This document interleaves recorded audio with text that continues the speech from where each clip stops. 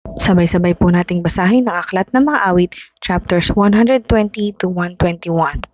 Nang ako'y manganib kay Yahweh dumaing, dininig niya ako sa aking dalangin. Sa taong di tapat, gawa ay manlinlang. Yahweh iligtas mo't ako'y isang galang. Sa kamay ng Diyos kayong sinungaling, ano kayang parusa ang inyong kakamtin? Tutudlain kayo ng panang matalim at idadarang pa sa may bagang uling. Ako ay kawawa, ako ay dayuhan. Sa Meshek at Kedar ako ay namuhay. Matagal-tagal ding ako'y nakapisa ng hindi mahilig sa kapayapaan. Kung kapayapaan ang binabanggit ko, pakikipagbaka ang laman ng ulo. Doon sa mga burol ako'y napatingin, sa klolo sa akin saan manggagaling.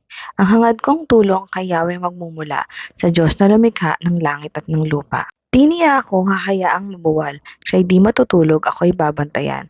Ang tagapagtanggol ng bayang Israel, hindi natutulog at palaging gising. Si Yahweh ang ating tagapag-ingat, laging nasa piling upang magsanggalang. Di ka maaano sa init ng araw, kung gabi ay di ka masasaktan ng buwan. Si Yahweh ang siyang sa iyo ay mag-iingat, sa mga panganib ika'y ililigtas.